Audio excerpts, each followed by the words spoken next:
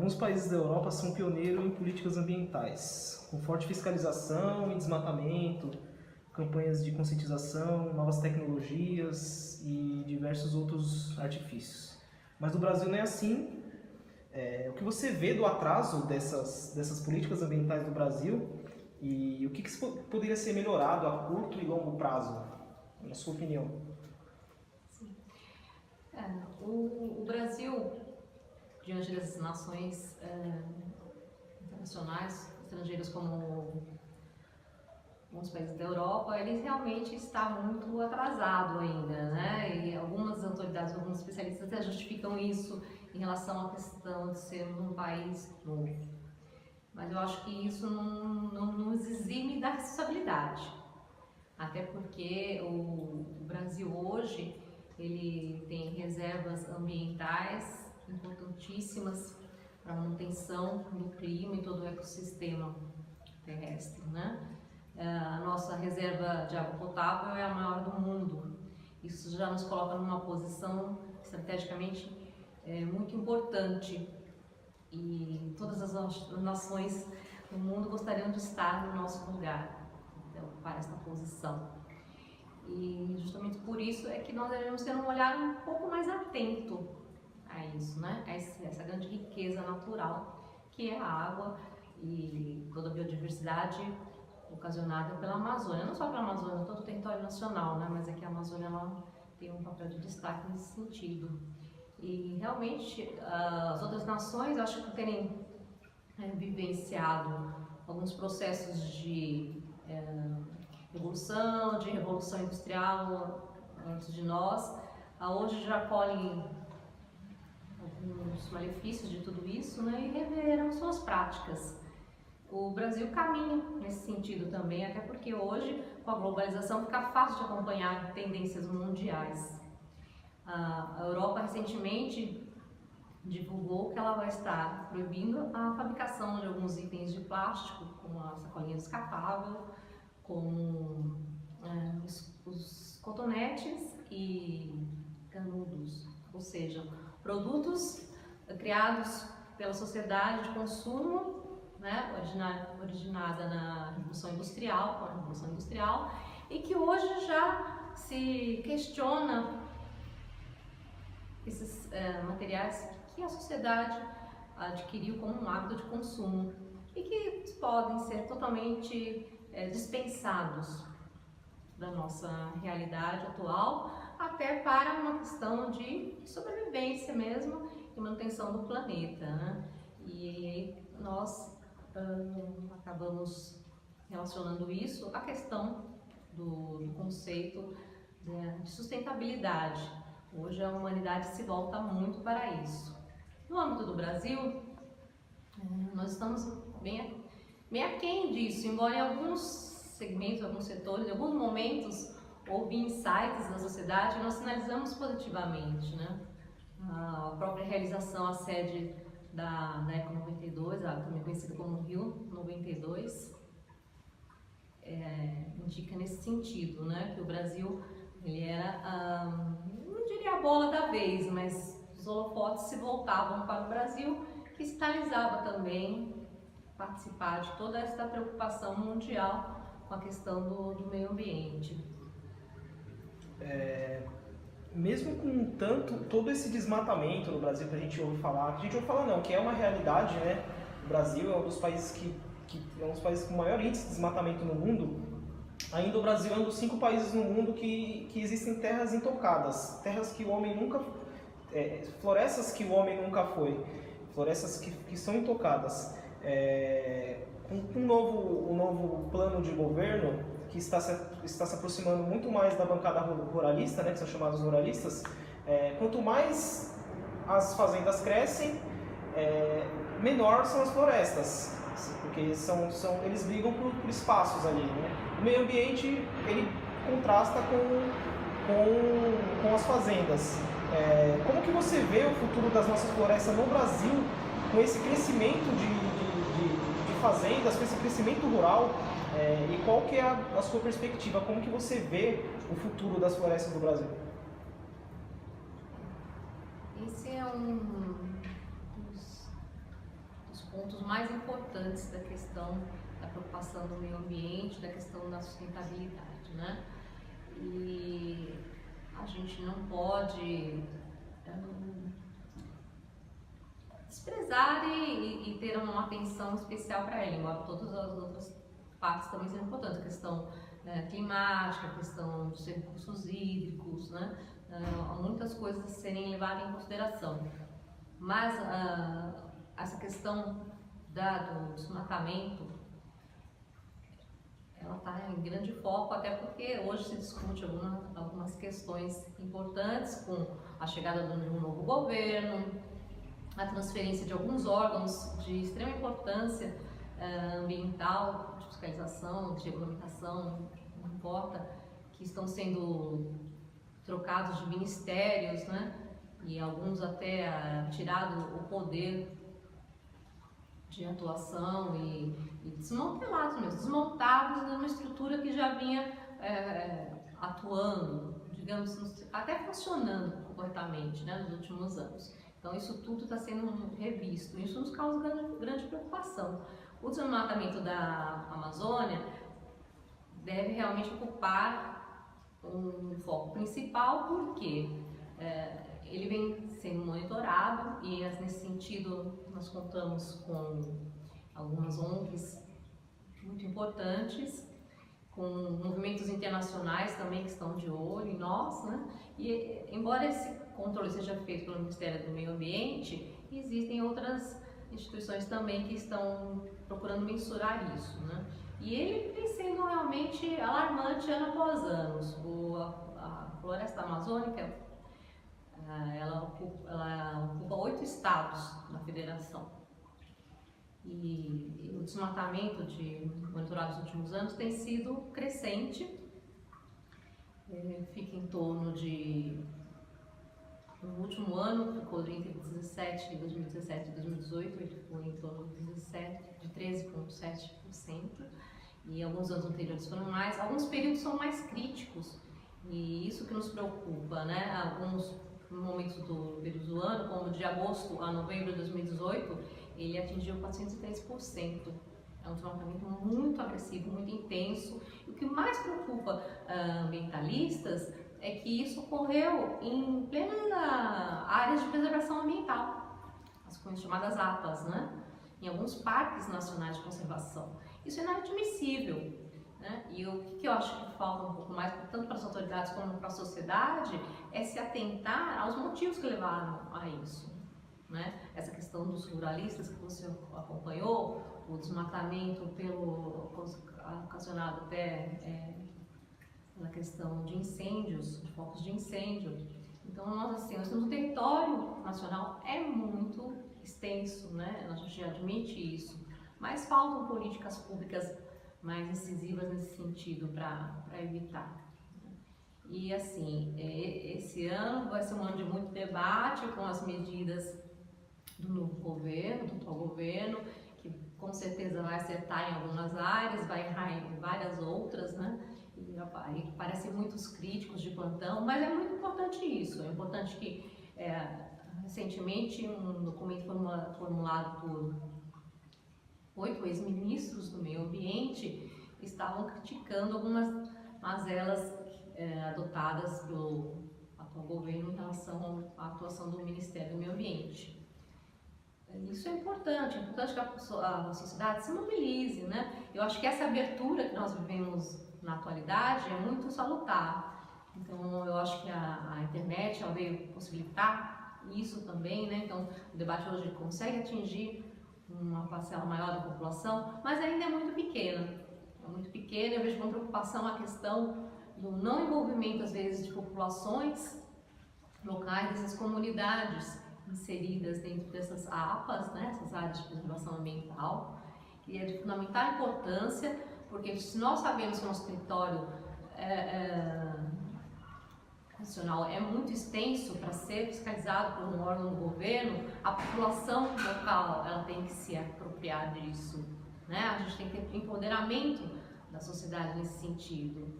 E eu acho que a educação nesse aspecto tem uma importância enorme, tremenda, porque porque as escolas, as instituições trabalhando nisso, elas vão fazer essas populações, essas pessoas terem mais apreço mesmo, né? Se apropriarem mesmo dessas áreas de preservação ambiental, até porque isso vai implicar na manutenção do seu habitat natural, da preservação das espécies e da garantia de um futuro para as suas gerações, né, que virão. Então, eu acho que hoje essas pessoas têm que pensar nos seus filhos, nos seus netos, nos bisnetos, eu acho que isso é muito importante. E sempre respeitando a questão do tripé da sustentabilidade, porque é muito importante a gente contemplar o aspecto ambiental, econômico, mas sem esquecer do social, né? E vice-versa. Eu acho que as outras áreas também têm que ser sempre atentas. E é importante isso, eu acho que esse é o paradigma que nós vivemos hoje, no século XXI. Encontrar um ponto de equilíbrio onde você contemple a sociedade que vive naquelas áreas, na região, promover o desenvolvimento socioeconômico e, claro, respeitando o meio ambiente. Né? A questão do desmatamento, ela tem que estar também muito associada e com um olhar atento na questão do reflorestamento.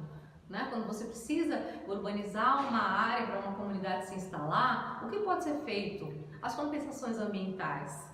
Isso é outro aspecto fundamental. O que tem sido feito para haver compensações ambientais, né? A gente, no centro urbano, nós notamos muito que às vezes quando se instala um condomínio, é feita algumas benfeitorias, replantadas algumas árvores, mas qual o impacto de tudo isso, né?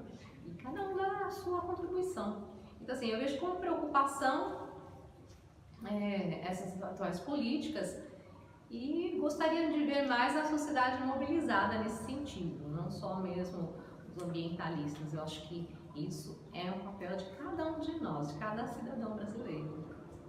Certo, vou fazer mais uma aqui que é da minha cabeça, vou fazer a última para encerrar. Você falou sobre a questão econômica, né? Sobre saber levar a questão econômica para a questão ambiental. O Brasil sofre uma crise econômica muito grande. Deixa eu passar o avião. Apesar que a minha pergunta não vai entrar, né? Não vai entrar. Deixa eu só passar o avião senão depois eu não consigo. Então, o Brasil sofre uma crise econômica muito grande e o Brasil precisa ter um fôlego a mais, né? Na questão de indústria, na questão de fábricas, tudo. A China é a grande potência industrial hoje no mundo. Eles são a grande potência na questão econômica também, né? Eles são um país que mais cresce e tudo, mas eles não têm esse cuidado com a questão ambiental. É o país mais poluído do mundo também. Eles não têm esse cuidado. Como você vê que o Brasil, na sua opinião, como que o Brasil pode englobar essa questão de um crescimento industrial e dessa consciência ambiental? Porque um país como a China, que tem muito crescimento de indústria, de dinheiro, não tem essa conscientização ambiental. Então, comparando o modelo da China, como que nós poderíamos... Isso, como que nós poderíamos. Por exemplo, se a gente crescer financeiramente, economicamente, industrialmente, como que a gente pode ter esse conciliamento com a questão ambiental? Você acha que existe esse conciliamento? Ou você acha que não? Como o país mais cresce na questão de indústrias, a questão ambiental se encerra ali? Hoje já não existe mais. Acho que esse modelo, se ele não está falido, ele está assim condenado, porque o mundo não aceita isso, né? Nações mais antigas, mais desenvolvidas, como os países da Europa, que se citaram anteriormente, já se preocupam muito com isso. Eu acredito que essas nações hoje extremamente esse avião atrapalha bastante. Não, mas não tem problema, eu faço um corte depois. Não, mas eu posso, não tem problema.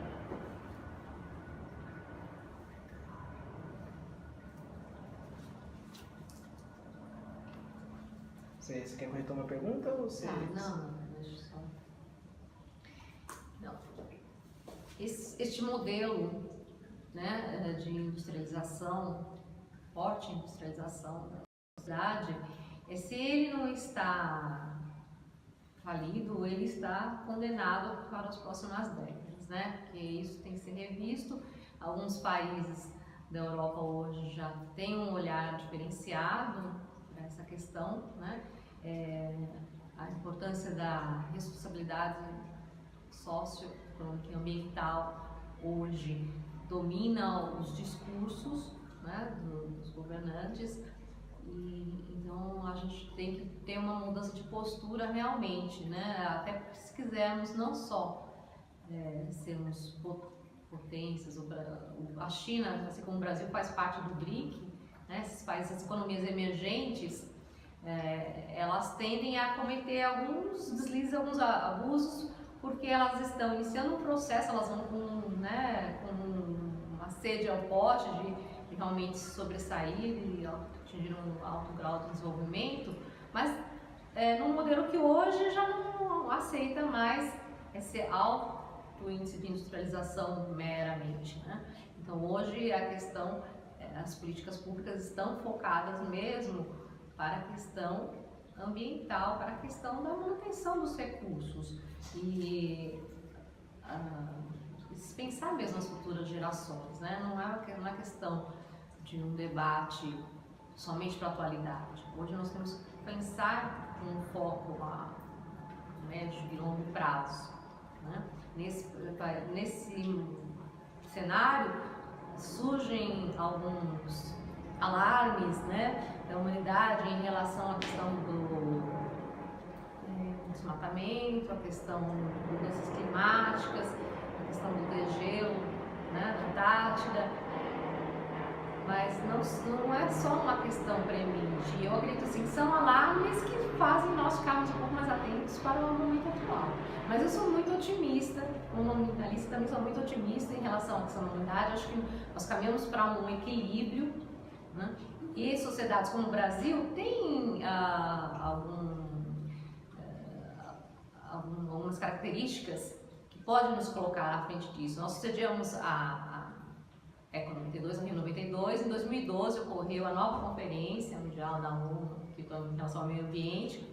Nós sediamos. Desta vez, assim, a sensação para os ambientalistas não foi tão boa, a gente não sentiu tantos avanços, mas eu acho que é importante a manutenção, né? A gente não deve pensar somente na questão dessas conferências que sejam a cada década, a cada 20 anos. Eu acho importante termos manutenções desses acordos firmados, perseguição de políticas públicas sadias e com continuidade, acima de tudo continuidade. E os governos passam, né? A população permanece. E eu acho que esse despertar da consciência é que vai nos ter mais regularidade em relação a benefícios que nós vamos alcançar nos próximos anos, nas próximas décadas, né? E eu vejo que o Brasil tem esse aspecto, o potencial do turismo é muito grande no Brasil e o turismo seria um grande alavancador para isso, né? Porque o turismo ele passa pelo ecoturismo, né? E não é possível você explorar uma determinada localidade, um recurso natural disponível na natureza, se você também não der garantias de subsistência para aquela comunidade local, para aquele recurso, né, para a manutenção da natureza. Então isso eu acho que seria muito importante e mereceria um olhar atento também dos nossos governantes. Mas a educação é fundamental nesse sentido. O Brasil, ele por ser um país de biodiversidade enorme, de gente alegre, disposta, pessoas preocupadas com qualidade de vida, então eu acredito que ele possa ter um foco melhor. E nesse sentido ele vai ter destaque entre as potências emergentes nos próximos anos, nos próximos 100 anos, né? E a gente espera com bastante otimismo que essa situação esteja bem melhor daqui ao final do governo atual brasileiro, nos próximos 10 anos.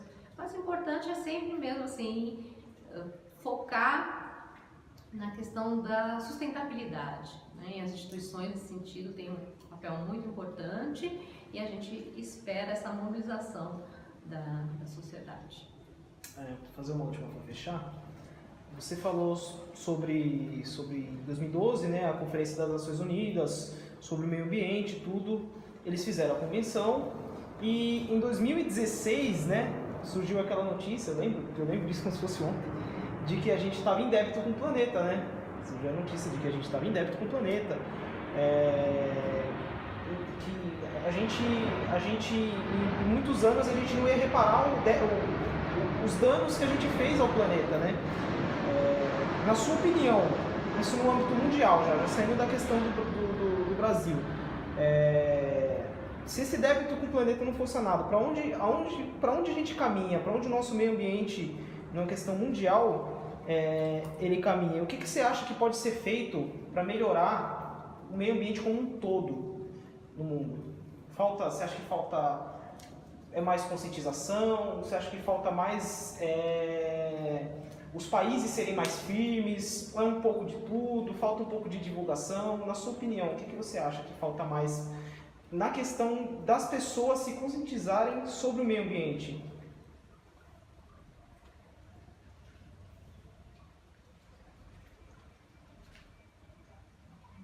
A gente já falou um pouco sobre tudo isso. Sim. Anteriormente. É mais uma coisa, é mais só para terminar mesmo, é só um... Então, tá. Eu coloquei no modo avião aí para ninguém ligar. Notícias pessimistas e até assim, fatalistas em relação ao futuro da humanidade, elas sempre existiram, sempre vão existir, e cada vez mais até, porque pelo advento da web, da internet, hoje as notícias se propagam muito rápido, né? E tem nesse campo também. Nós nos deparamos com a questão das fake news. Nós não vivemos alguns momentos críticos, a humanidade vive momentos críticos, mas eu acredito na resiliência mesmo, né? Eu como membro da Transition Brasil, que participa da Transition Mundial, eu acredito muito na questão que as comunidades tiverem essa questão da preocupação da sustentabilidade e forem resilientes a ponto de estudar novas fontes de energia, né? Usar cada vez menos o petróleo, procurar energias limpas. Esse é um dos pontos primordiais, eu acredito que uma das saídas para a subsistência do planeta e da vida humana, as energias limpas. Hoje nós temos um país, por exemplo, como o Brasil, e nós temos tantos recursos naturais, nós temos um clima ótimo, nós temos muita fonte de vento. O que a gente faz de energia eólica? Muito pouco perto de alguns países. Alguns países utilizam muito mais. Eu vejo com alegria que alguns estados estão investindo nisso. Não precisa investir mais. A energia solar também, um país como esse hoje, depender totalmente em grande parte, não totalmente, porque a questão das hidrelétricas é muito comum, né? Nós temos outras formas de suprir a população, nós temos que pensar tudo na cadeia alimentar, então são muitas coisas envolvidas nisso. E eu acho assim, o Brasil ele tem vantagens competitivas de sair na frente desse processo. Eu gostaria que o Brasil estivesse liderando isso, né? Porque quando a gente fala de recursos hídricos, nós temos florestas, nós temos uma biodiversidade que nos permite ter uma alimentação farta, né? Então, assim, teríamos tudo para liderar esse movimento, esse processo, né? E ajudar, inclusive, outras nações que estão muito aquém dos recursos que o Brasil dispõe. Então, assim, eu vejo a comunidade internacional, eu vejo ela muito predisposta a isso, a esse cooperativismo, né? Essa cooperação e essa globalização que hoje nós vivemos. Então, falta também a boa vontade dos governantes de estimularem políticas públicas, principalmente políticas públicas educacionais, para conscientizar as populações. E também a cada um de nós, né? Porque eu acho que independente dos recursos econômicos de cada comunidade, do acesso a várias coisas, pequenas atitudes têm grandes significados, né? Então eu acho que a partir do momento que a gente evita de jogar na rua um detrito, né, um objeto se descartando, atitudes pequenas que têm, no fim das contas, têm grandes resultados. Né? A própria iniciativa de alguns países de já eliminarem produtos plásticos, como eu citei anteriormente, sacolas descartáveis, tudo isso vai trazer benefícios enormes para o planeta. Né? E podemos viver, quem é que não pode viver sem uma sacolinha plástica ou um cotonete, né? É totalmente substituível por outras coisas. Então, eu acho que a questão está nas nossas mãos. Né? Não devemos culpar, responsabilizar o governo X ou Y. Sim, faltam políticas públicas? Faltam. Né? Mas eu acho que falta também conscientizar de cada um de nós, né? A contribuição de cada um. E eu espero que o Brasil esteja, em poucos anos, em 20 anos, bem à frente desse processo, liderando totalmente isso. E vai trazer atrás de si, ele vai trazer outras nações que com certeza vão também se beneficiar dessas políticas e de tudo. Eu acho que nós temos um momento assim de nos irmanarmos mesmo e dividir um pouco, que os europeus nos emprestem a experiência, a história e a sabedoria que eles adquiriram, né? Assim como os japoneses, e o Brasil entre com a sua parte de recursos. Né? Eu acho que essa parceria seria salutar. Hoje não existem fronteiras, né? Existem apenas as pessoas. É isso. Acho que ficou. E esse avião chegando O avião sempre. na última frase. Na última parte. Então, mas eu acho que ficou mais completo do que eu pensei, assim, porque as perguntas, se você tivesse respondido na lata, tava na minha cabeça, mas você complementou muito bem as perguntas. Ficou muito bom. Eu tinha até, como você me mandou as perguntas, eu reuni algumas coisas aqui, mas não consegui nem incluir nem citar. Uhum. Não, mas eu achei que ficou muito bom. Vou tirar uma. Você quer dar uma olhadinha?